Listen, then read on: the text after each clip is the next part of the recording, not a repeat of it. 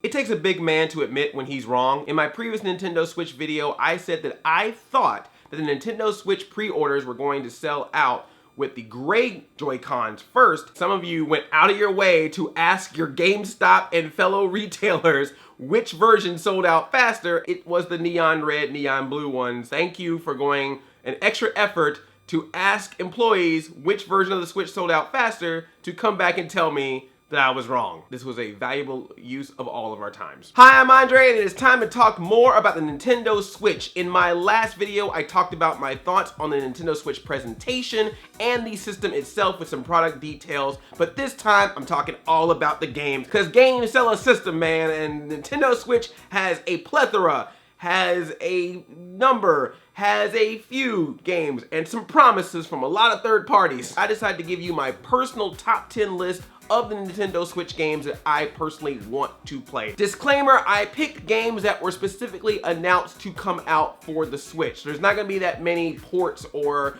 previous systems moved over to new system unless there's something new about them. So no Lego City Undercover, no Skyrim, no Project Sonic, no Sonic Mania, Just Dance, Skylanders. They're all gonna be on Switch, but they're not gonna be on this list. This is all the new stuff or the old stuff that was slightly remixed to become new stuff. Number 10 is Xenoblade Chronicles 2. Now I'm gonna be honest, I don't know that much about Xenoblade Chronicles. I didn't play the first one, but I know it is one that many Nintendo fans or RPG fans love. But the reason why I put this on my list is because I really liked the trailer that they showed. It was very beautiful, had a really cool art style, that big giant thing that was floating at the end of it.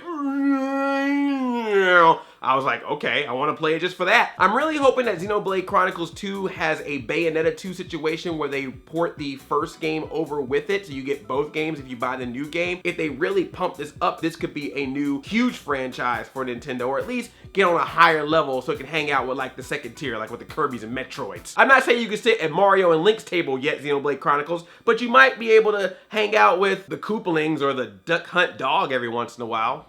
Mr. Game & Watch would chill with you. Number 9 is OneToSwitch. Yes, I know I made my jokes in the previous video about the motion controls, but you know what? OneToSwitch looks like a cute little party game, okay? You get a couple people over, you play some silly games where you pretend to have a shootout, you're doing poses and trying to copy the pose, you milk cows where you have the Joy-Con in your hand and you're slowly stroking it and pulling it down, and the more vibration you do, the more the squirts happen.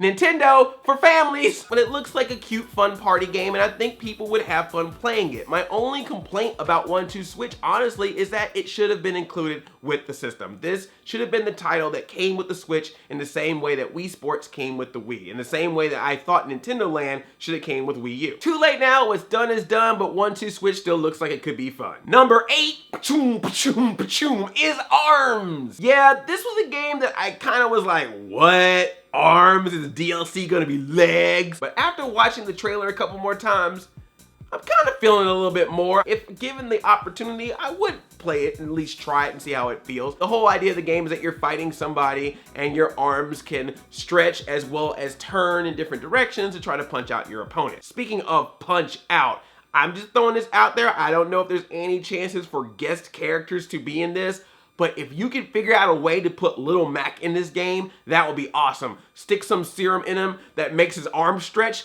boom. Can you also put Stretch Armstrong in this game? I think that would be great as well. Dalzim is probably looking at this game going, dude, I can take them out, no problem. And we're getting some new IP here, some new characters in this game. We got Spring Man, we got Ribbon Girl, and there's gonna be some other characters in this. There was one girl in the trailer that looked like the ARMS version of Diva, because she was in a mech suit, so I can go ahead and be prepared for all the deviant art for all the characters in this game, right?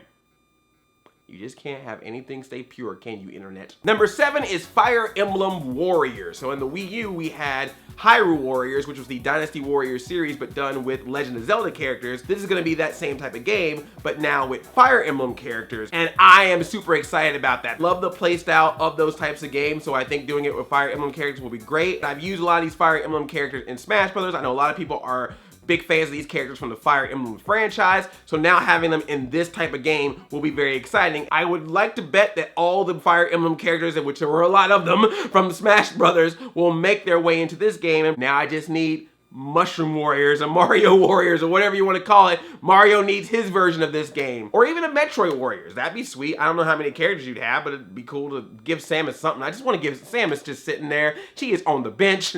She's ready to play. She's like, put me in, coach. Coach Pisame, put me in. And he's like, nah, not yet, not yet. Number 6 is Ultra Street Fighter 2, the final challengers. Yeah, okay, sure. 5 years from now, we're going to have the actually final. You're about as final as Final Destination movie, Street Fighter 2. I'm assuming it's only for Switch, but I kind of have a feeling it will make its way to other systems, or it could make its way to other systems. But this is a new version of Street Fighter 2 that's coming to the Switch, so that way you can play Street Fighter 2 with your friends on the go. You can even split up the 2 Joy-Cons, so each of you can have a Joy-Con and play together. So it's instant 2-player gameplay. You can play with anybody, anywhere with it. You can switch back and forth between an HD remixed graphics version of the game and the original look of the game. And they're also giving 2 new characters, is Evil Ryu and Violet Ken, which is basically dark versions of Ryu and Ken, because you know, dark is evil.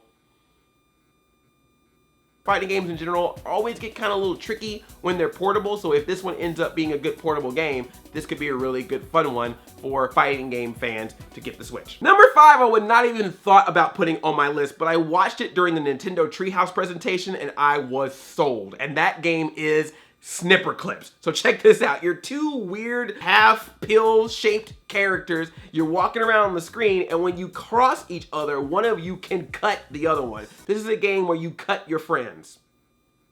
Nintendo for families. There's different kind of puzzles that you get into, and you have to use your various shapes in order to solve the puzzles, and you work together to do so. I thought it was adorable. The facial expressions of the little characters when they get cut are funny. Sometimes they get a little pain, they're like, ew. Sometimes it looks like it tickles them, so they're like, and they just have these weird like faces whenever they move around, so they're like, you know, it's very cute. And here's what's interesting about it too. When I looked it up on the Switch website, the game is only $19.99. It's not even a super expensive game, so it's a great entry-level game for anybody who has a Switch. One of the early titles for the system. I give it a big thumbs up. I'm excited about it. I don't know if it's a game I'm gonna play forever, but I think it's a game I definitely will have a $19.99's worth of time enjoying. Number 4 is Mario Kart 8 Deluxe. Mario Kart 8 was one of my favorite Mario Kart games, period, as well as one of my favorite Wii U games, so seeing it port over to the Nintendo Switch is great. And the one problem I had with Mario Kart 8, which was how they did the battle mode, looks like it's been fixed and gone back to the way I remember battle mode being, because that makes this game even better. You're getting new characters, you're getting King Boo, you're getting Bowser Jr., which is weird because for some reason I thought Bowser Jr. was already in the game. It was like a Berenstain Bears situation where I was like, yeah, Bowser Jr., we raced with him in Mario Kart 8. And I was like, no, he wasn't in Mario Kart 8. Or was there a complete alternate dimension where Bowser Jr. was in Mario Kart 8? Dark timeline. And yes, you get those Splatoon kids. Inkling Boy and Girl are now going to be drivable characters in this game, and we're also getting a Splatoon course. This game now has Mario characters, it has Link, it has Animal Crossing characters, and Splatoon characters. Who predicted years ago that we should have Super Smash Kart? I believe that was me. I believe I was one of those people. I'm sure other people thought of it too. But today, I'm giving myself credit for it. It was me. Kirby, bring your air ride over. Let's do this. Samus, now you can get off the bench. Can we get Samus off the bench? Coach Pisame, and put her into Super Smash Kart, aka Mario Kart 8 Deluxe. Would have had this game higher on the list, but it is technically a Mario Kart 8 Wii U game with some extra stuff and maybe a little bit of enhanced graphics, unlike number 3, Splatoon 2. Oh, I'm sorry, Splatoon 2. Right? Did I do that right? Is it as awkward me doing it as it was in that Nintendo Switch presentation? Maybe I should have an awkward translator while I'm doing it. Nintendo assured us that Splatoon 2 is not a port of Splatoon with extra features, but a brand new, built from the ground up Splatoon game. Yeah, we believe you. You're gonna get some new clothes, some new stages, some new weapons, including one that makes you burst up in the air. Splatoon was this game that just came out of nowhere. It ended up being super duper fun. I had a blast playing the first game, and I can't wait to play this new one and see how the experience of it will be now that it's portable, now that you can have your Nintendo Switches connect with your friends if you want to bring people over, or if you just want to play online with friends. I just think that Splatoon was a good new franchise for Nintendo, and I'm pretty sure if we get another Smash somehow in the future, Inkling boy and girl, I look forward to playing as you as characters in that too. So this leads us to number 2 and number 1, and this, I have to say, was absolutely difficult. I kept waffling between the obvious 2 titles, Legend of Zelda, Breath of the Wild, and Super Mario Odyssey. Which one of these should I choose? Breath of the Wild, I've always been excited about it since E3 when I got to play it for the first time. Yes, it is a Wii U game as well, so you could just get the Wii U version, but it is the first game for the Switch, being that game that gets people introduced to this system, as well as getting people to want to buy the system to play it. But it just looks amazing. The trailer that they showed during the Switch presentation just got me even more enthralled with this game, and the fact that it's open world, sandbox style. Zelda is one of these franchises that I've always loved, but I either watch my friends play it or I only dabbled in it. But this is a Zelda game that I'm actually very excited about playing myself, because it's gonna be nice to be able to have times where you have a large block of time and you really get involved in the story, and there's times where you may only have a little bit of time, you just want to frolic around. But then out of the blue, Super Mario Odyssey comes out, and it's like, whoa! Mario back in his Super Mario 64 / Sunshine / Galaxy days of running around, and that's also gonna be an open world sandbox game, and it's taking Mario out of the Mushroom Kingdom into various different types of worlds, including a Donkey Kong version of New York City called New Donk City, where there's people of regular height around this tiny little Mario, and the light posts have question blocks on them, and the street signs have names like Dixie Street. I love that we're basically getting Mario in New York City, but Mario, do not go to San Francisco, okay? That's where Sonic lives. Follow me, set me free, we will escape to the city. And Mario's expressions just look so great. The detail of his suit and his face. Mario got a boombox and dancing.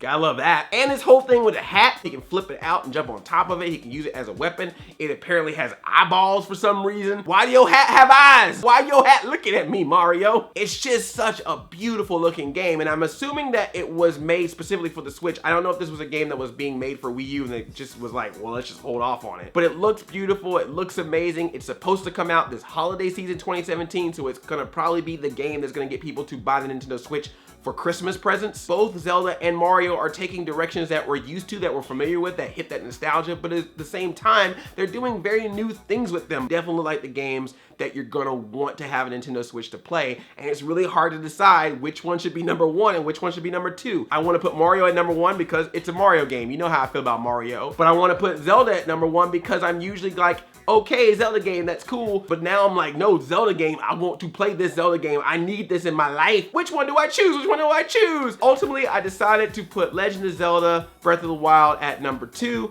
and Super Mario Odyssey at number 1. And the thing that finally tipped me over was Bowser's suit. Bowser is wearing a complete white suit with a top hat looking like a pimp, stealing Princess Peach and deciding to finally marry that girl, and then making signs everywhere to just put that in Mario's face. Hey Mario, I kidnapped your girl and I'm marrying her and I'm advertising that. Probably gonna do a live Twitch stream of it too, just to throw that in your face. Pimp Bowser, that's what put me over the edge. But seriously, these games are neck and neck of I want them both and I love them both and I can't wait to play them both. So there you have it, my top 10 games of Nintendo Switch, also known as the games of Nintendo Switch.